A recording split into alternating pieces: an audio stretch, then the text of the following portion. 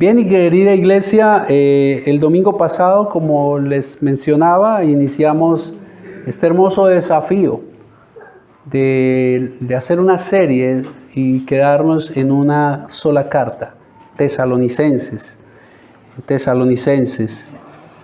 Aprendimos la semana pasada que esta fue una iglesia ejemplar y que debemos buscar ser como ellos, es muy buen modelo.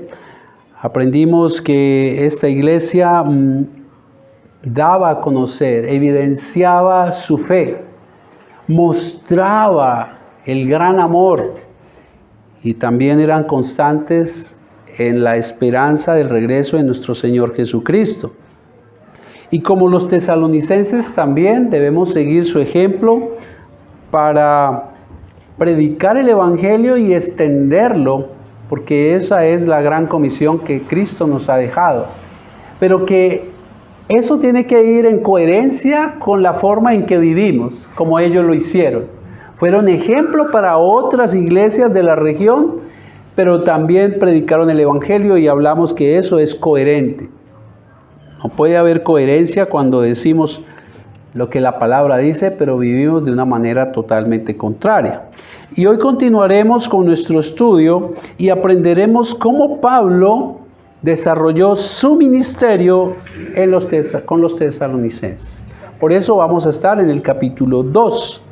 Vamos a conocer la manera como el apóstol predicó en esta ciudad y esa fue la forma como logró fruto y pudo entonces plantar una de las primeras iglesias cristianas.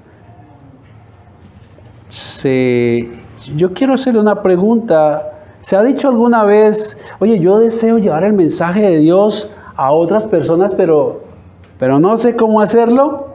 Bueno, hoy aprenderemos cómo hacer nuestra labor evangelística y aprenderemos de uno de los mejores, del apóstol Pablo.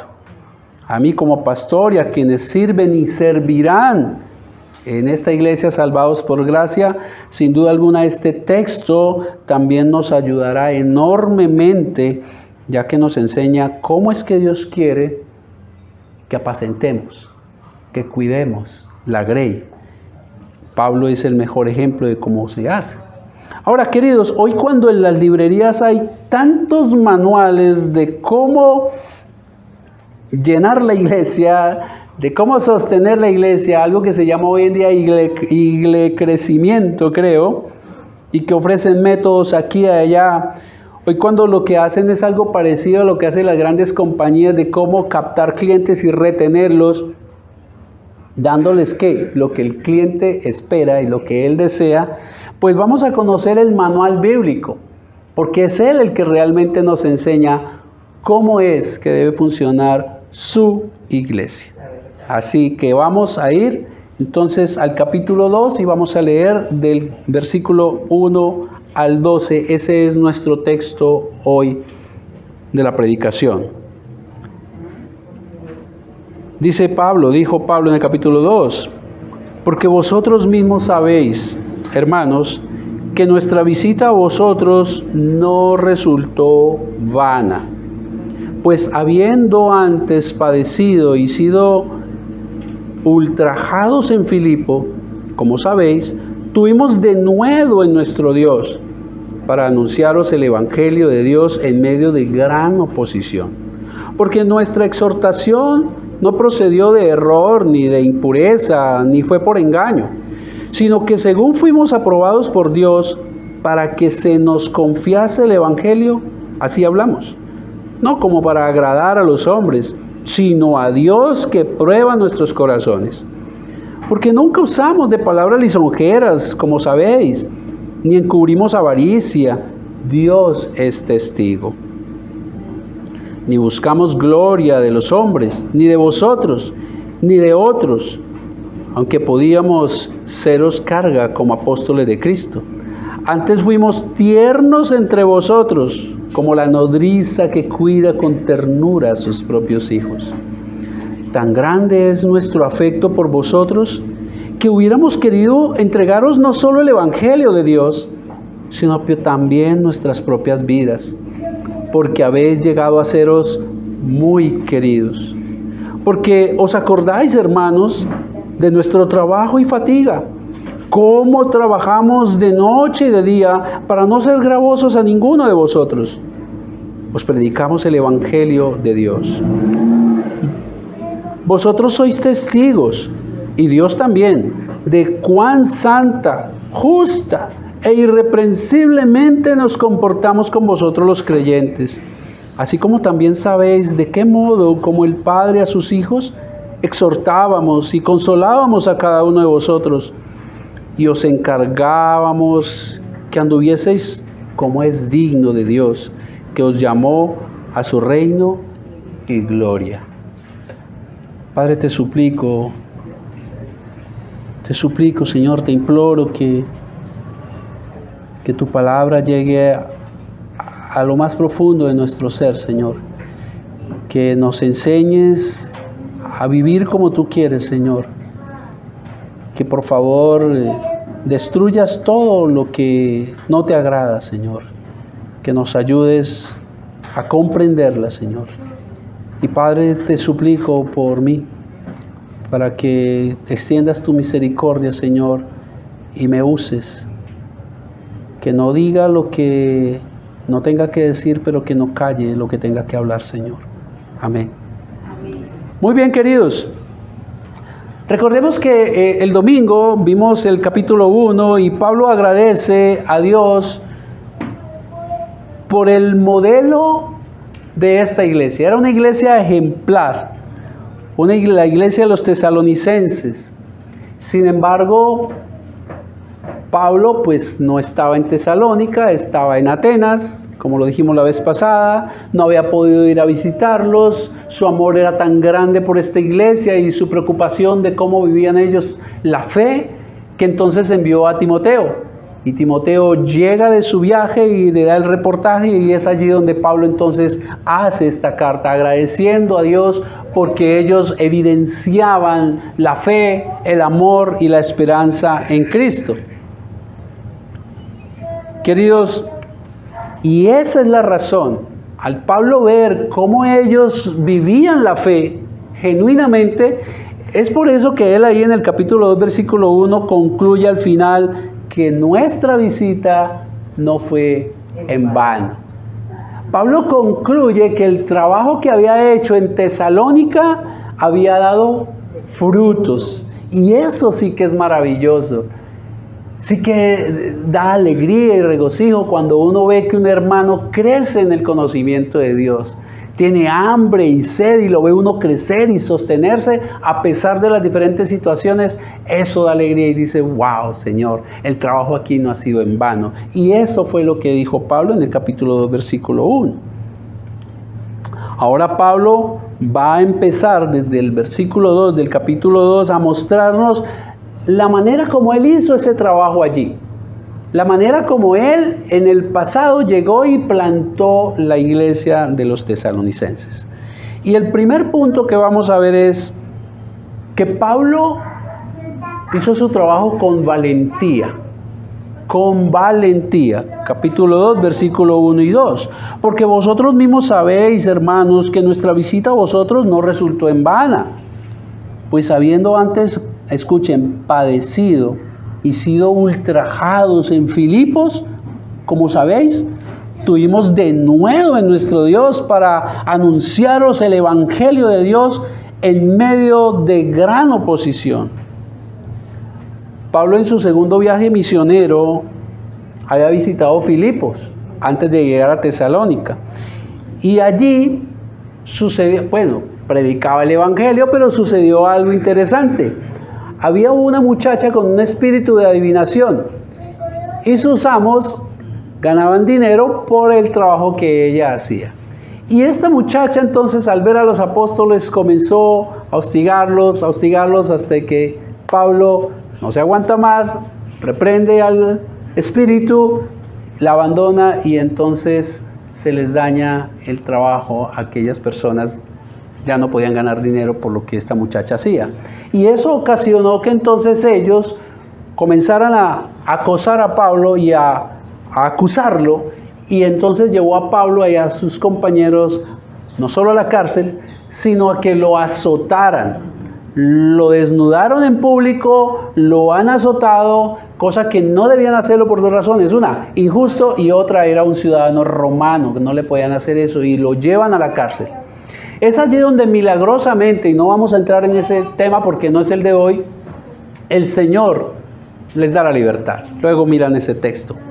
Y entonces ellos salen de prisión, y Pablo, yo creo que como ustedes y como yo, él es muy diferente, es diferente a ustedes y a mí. Sin duda alguna, yo me quedo callado y yo no sigo predicando el Evangelio. ¿Para qué se voy a sufrir tanto? Pero Pablo no hace eso. Pablo, con tanto azote, con tanta humillación, lo primero que hace es desplazarse entonces y llega a Tesalónica. Y allí lo primero que hace es buscar la sinagoga. Y va a la sinagoga y hace ¿qué? Comienza a predicar el Evangelio, queridos. ¿Qué hubiera hecho usted con semejante experiencia? Yo creo que muchos hubiéramos desistido. Yo mejor oro por ellos.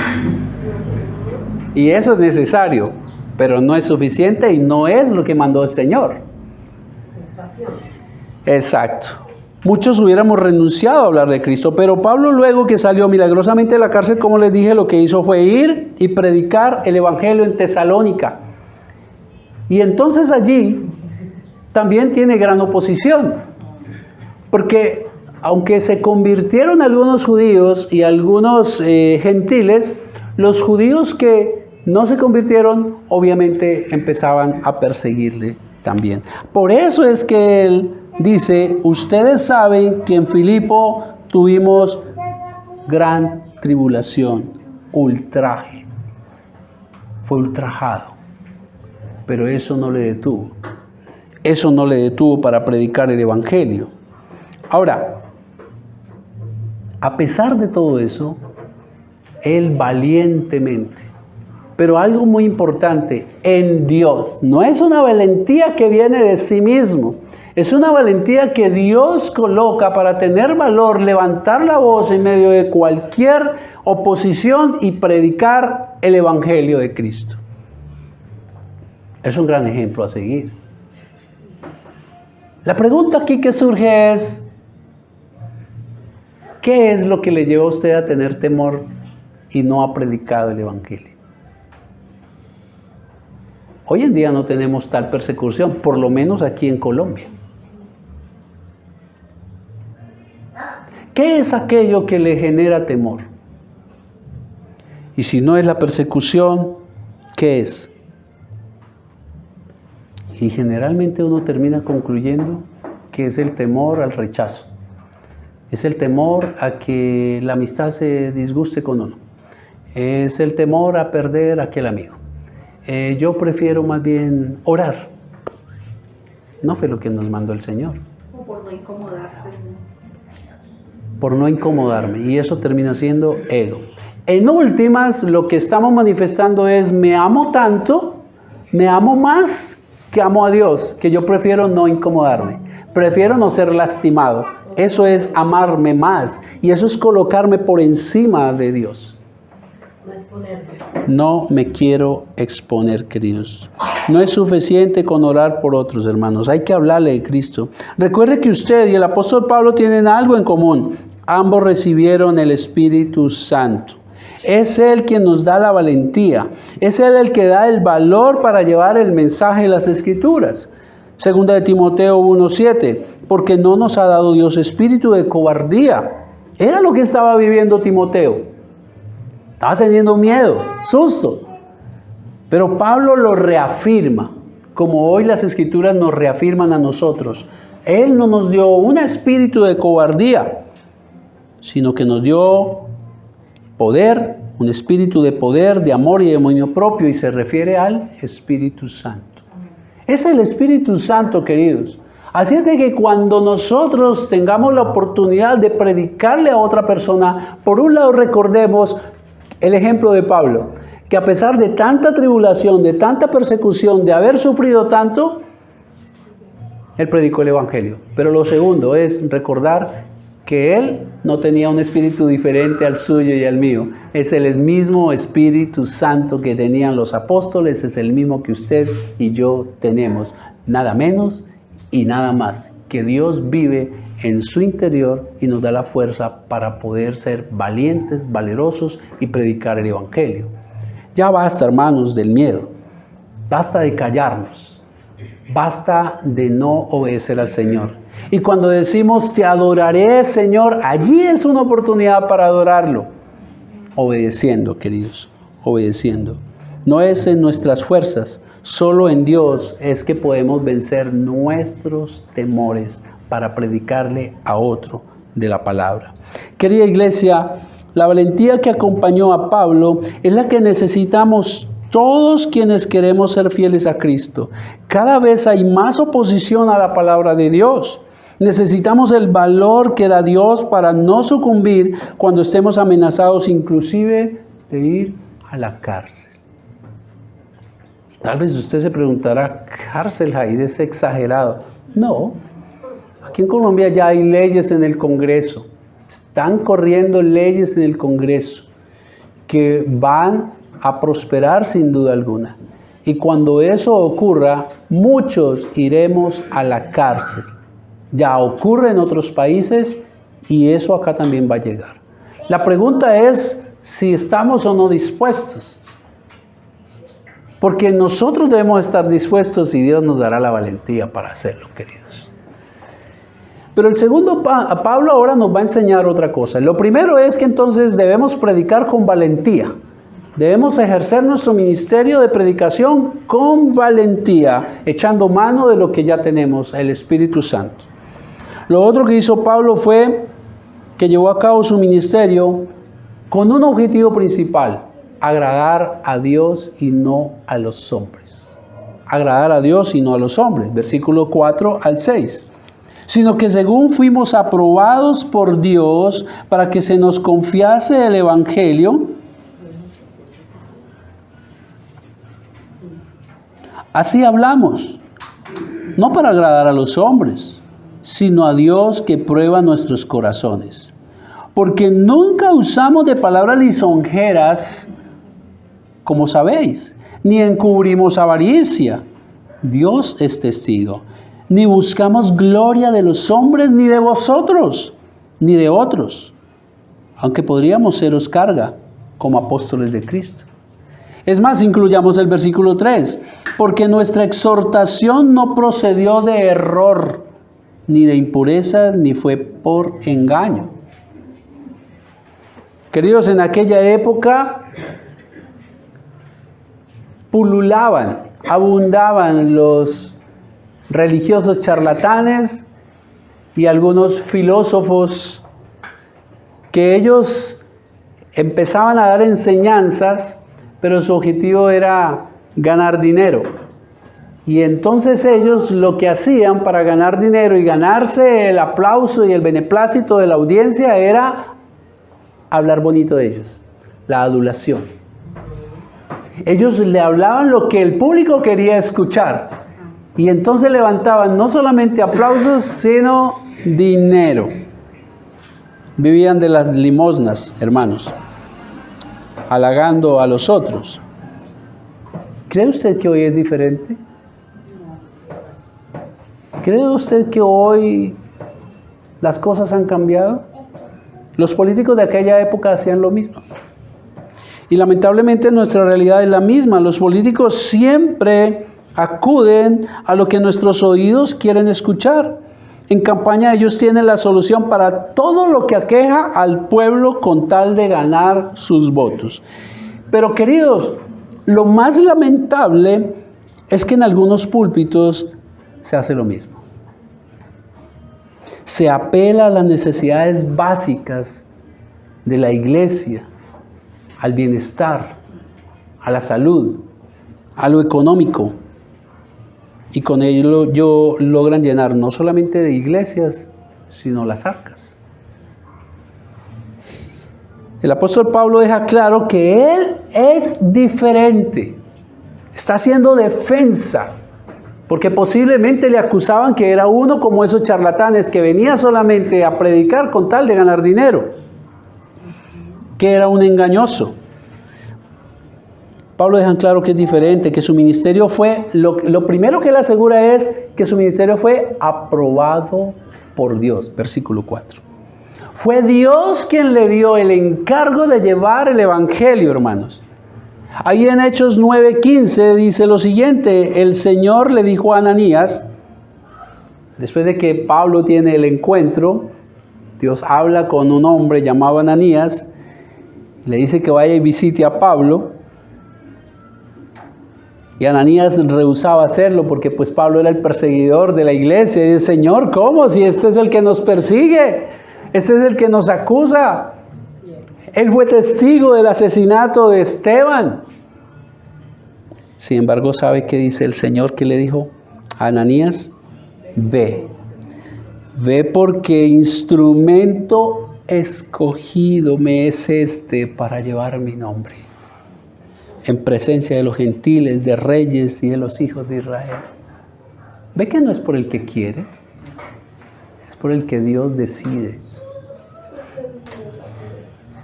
Y Pablo eso lo tenía muy claro. Por eso en el versículo 4 dice, sino que fuimos aprobados por Dios para que se nos confiase el evangelio. Yo no soy de esos charlatanes.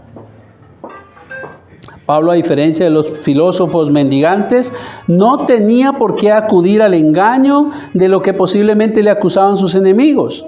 Al predicar la palabra de Dios, su mensaje era confiable. ¿Por qué? Porque es la palabra de Dios, inerrante, segura, diáfana. Queridos hermanos, Pablo no se dedicó a enseñar filosofías huecas o sus opiniones. Él predicó la palabra de Dios. Solo ella es la que tiene el poder mediante el Espíritu Santo para traer de muerte a vida, hermanos. Solo es la palabra de Dios la única que tiene el poder para salvar. No son las charlas, aunque suenen muy bonitas. No son las experiencias, aunque son importantes como apoyo de lo que Dios ha hecho en cada uno de nosotros. Y mucho menos son aquellos supuestos sueños proféticos que algunos emanan. Es la palabra del Señor, la única que tiene el poder de transformar. Y Pablo eso lo deja muy claro, hermanos.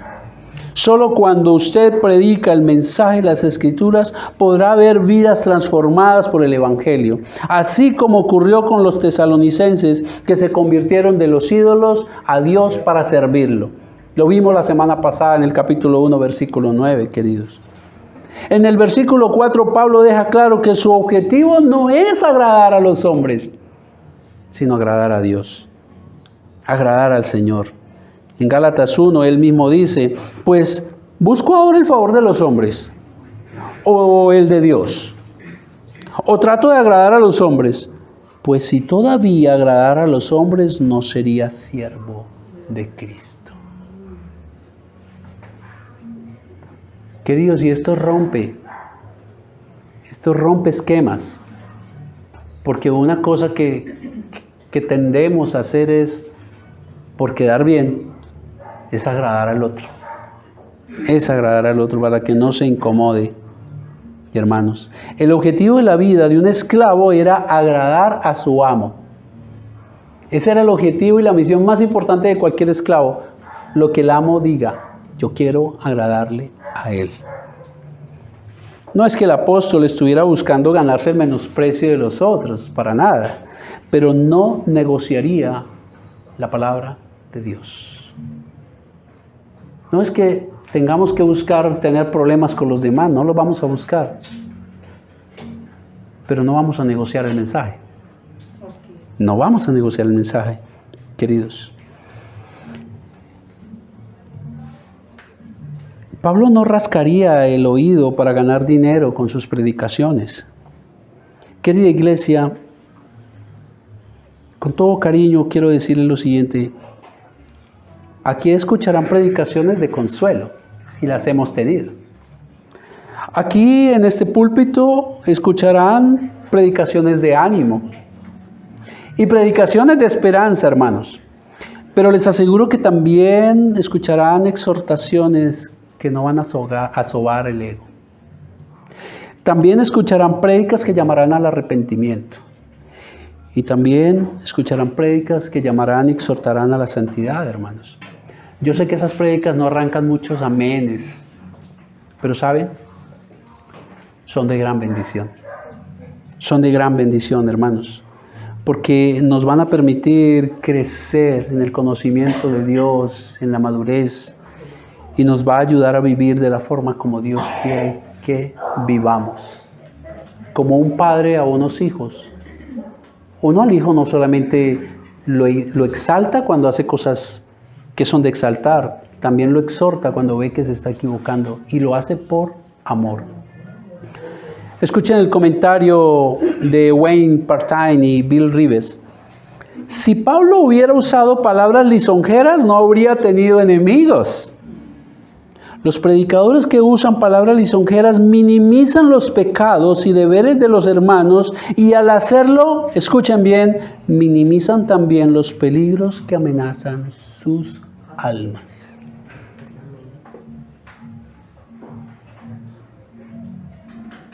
Es por amor, hermanos. También es un llamado a que en amor usted declare la palabra del Señor con valentía, pero con firmeza a su familia, a sus vecinos, a sus amigos, así ellos se incomoden. No es el objetivo suyo ir a incomodarlos, pero usted lleva la palabra del Señor. Y resulta que ese va a ser la mejor expresión de amor que usted pueda tener por alguien. Muchas veces hay quienes vienen a pedir consejo. Pero generalmente cuando alguien viene a pedir un consejo, lo que he experimentado es que ya traen su solución. Y lo que esperan es que uno les avale la decisión que han tomado. Pero queridos hermanos, ellos deben venir y encontrar que su consejo sea la palabra. Y en muchas ocasiones la palabra les va a mostrar que están equivocados y se van a molestar. Pero usted les hace más daño si rasca su oído y les dice lo que ellos quieren escuchar. Tenemos que decirles lo que Dios quiere que escuchen. Seguir el ejemplo de Pablo, hermanos. Pablo dijo en 2 Corintios 2:17, pues no somos como muchos que medran falsificando la palabra de Dios, sino que con sinceridad, como de parte de Dios y delante de Dios, hablamos de Cristo. Aquí hay dos cosas importantes.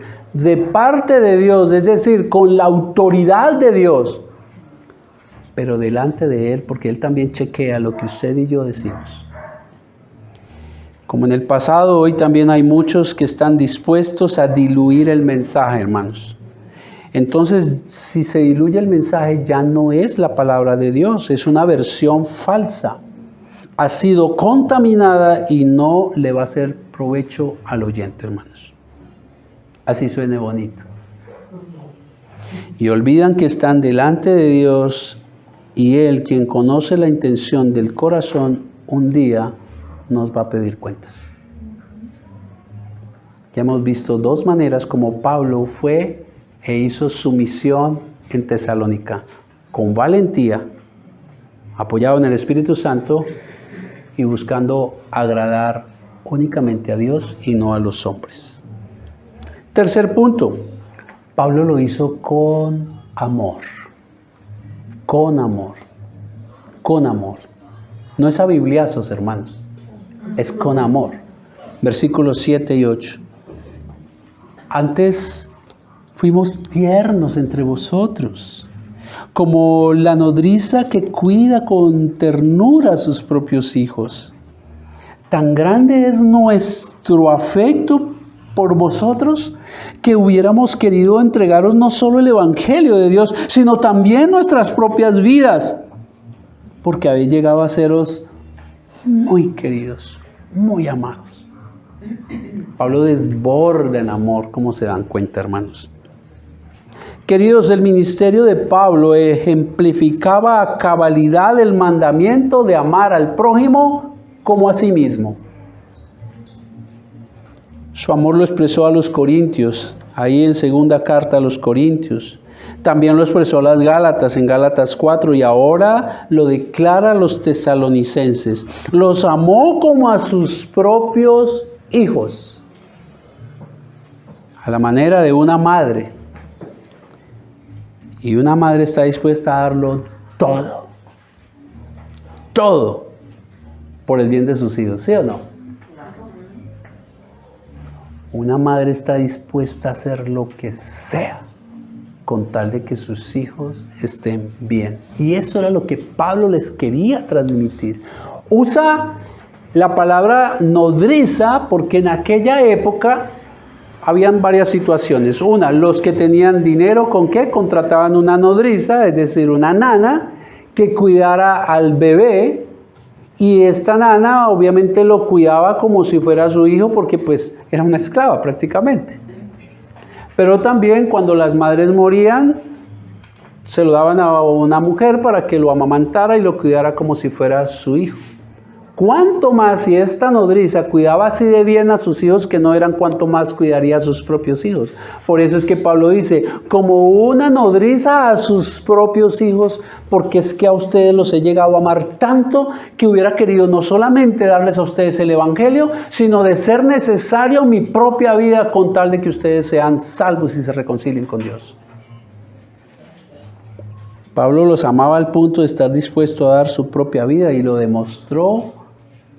En todas las cartas nos damos cuenta cómo sufrió él, hermanos, con tal de llevarles el mensaje de salvación. Así lo expresó en 2 Corintios 12:15. Y yo con el mayor placer gastaré lo mío, y aún yo mismo me gastaré del todo por amor de vuestras almas. Ese amor no se quedó solamente en Pablo. Ese amor lo vemos manifestado en tantos hombres y mujeres que sacrifican sus propias vidas inclusive y se entregan a las misiones en sitios donde saben que ellos van a morir. ¿Y nosotros? Como vimos la semana pasada, no es solo diciendo amor, es mostrando amor. Es un amor que no se guarda nada, hermanos. Es un amor que lo da todo, como una madre.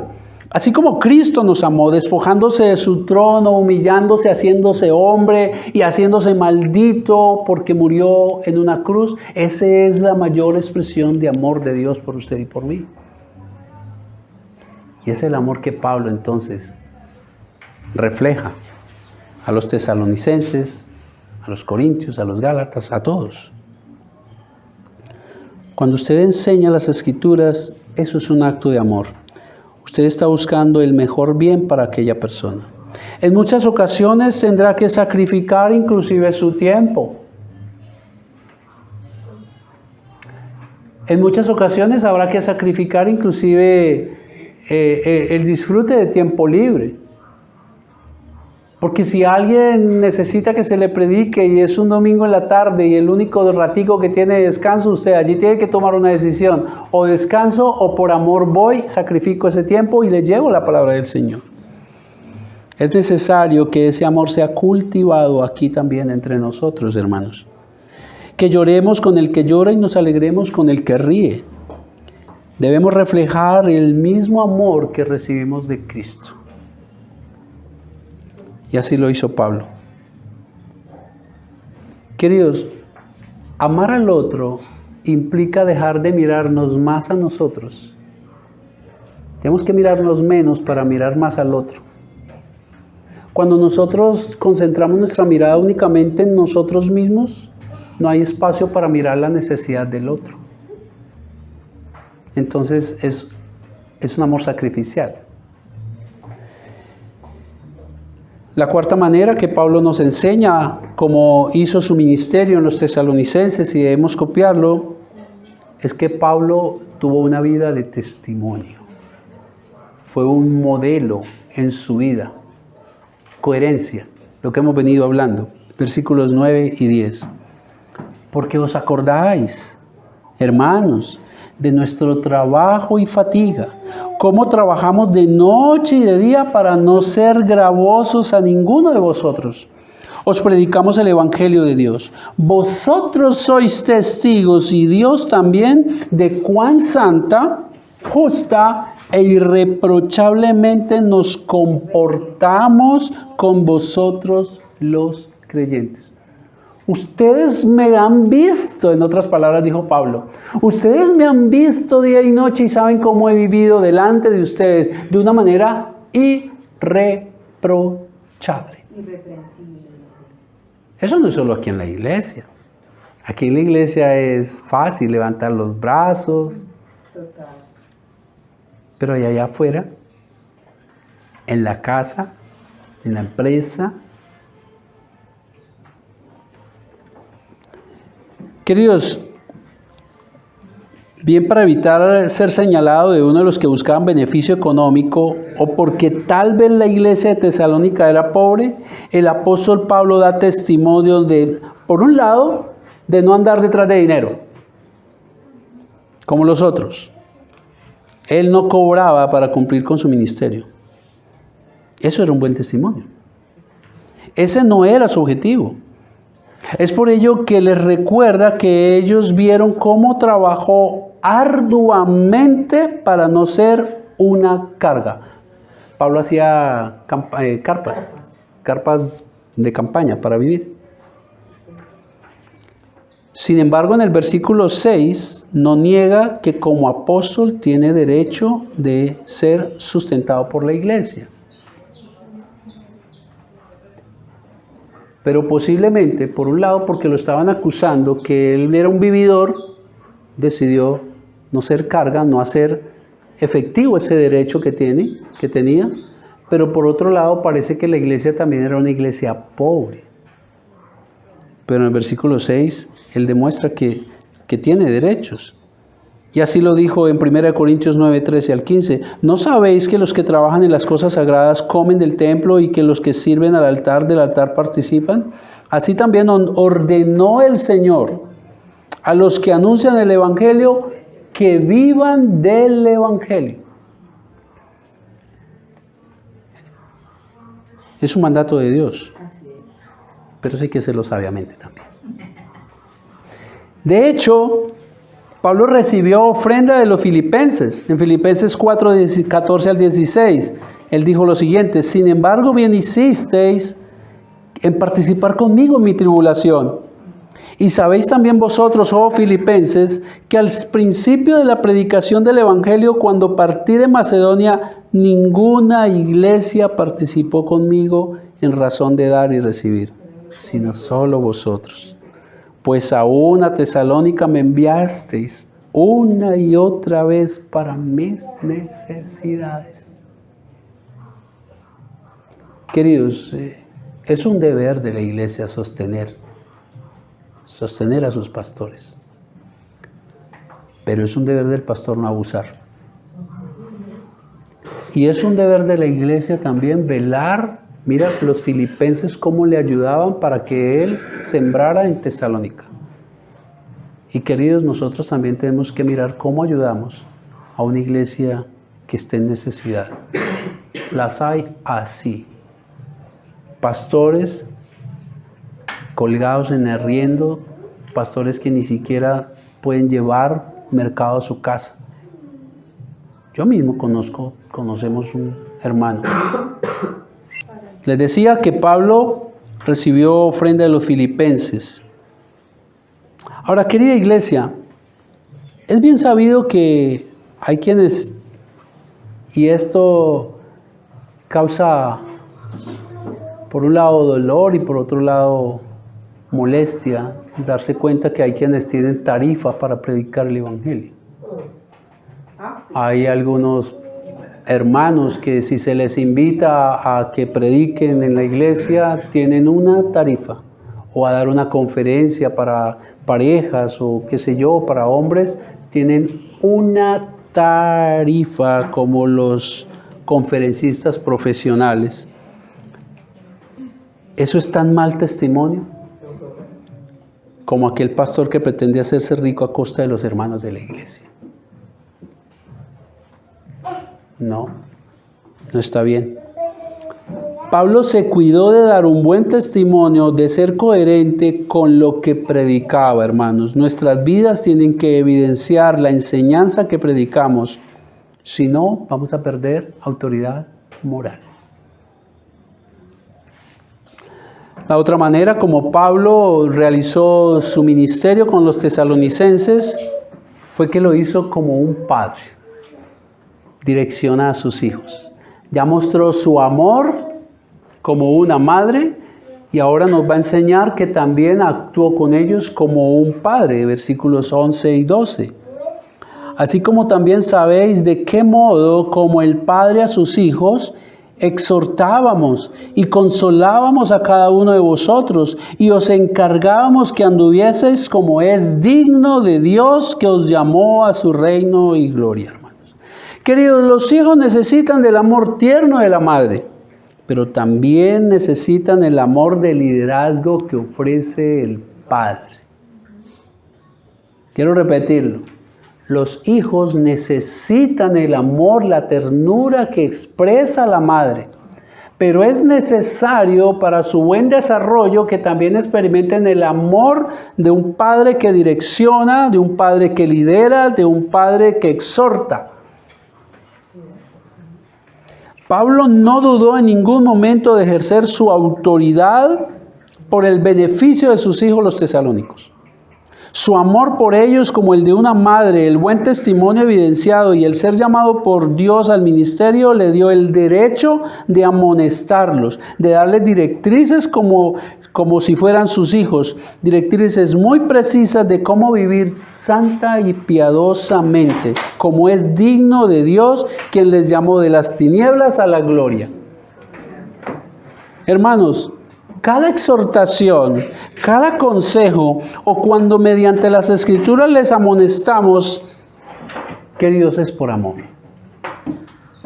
Es por amor. Cuando aquí les exhortemos a vivir piadosamente, cuando aquí les llevemos o les llamemos a corregir algo que en sus vidas, de acuerdo a las Escrituras, hay que corregir, es ejerciendo el amor de un padre que direcciona. Es porque usted nos importa. Como un padre quiere que sus hijos no sufran y vivan bien y por ello está pendiente de sus vidas, aunque ya sean adultos y ya no vivan en casa, así es el amor que impulsa al pastor a cuidar de las ovejas que Cristo compró por sangre.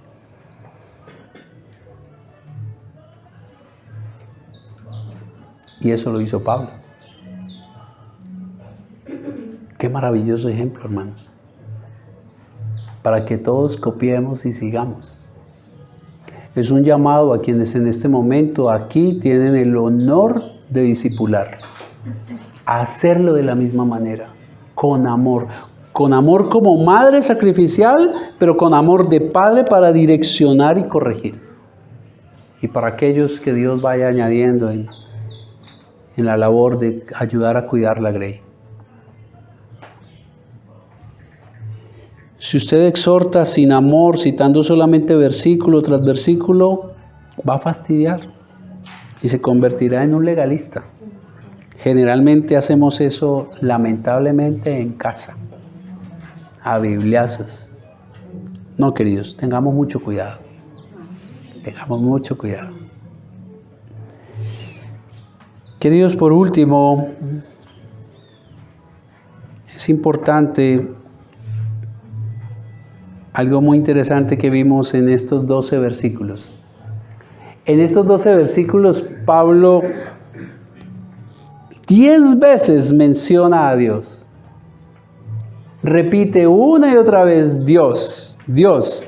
10 veces en 12 versículos Pablo lo anuncia. Fue Dios quien lo hizo valiente. Predicó el Evangelio de Dios. Fue aprobado por Dios. Buscaba agradar a Dios. Dios fue su testigo, era apóstol de Jesucristo, los exhortó a vivir como es digno de Dios. ¿Qué le dice eso a usted? Hermanos, nos enseña muchas cosas, pero entre ellas que no somos el centro del ministerio.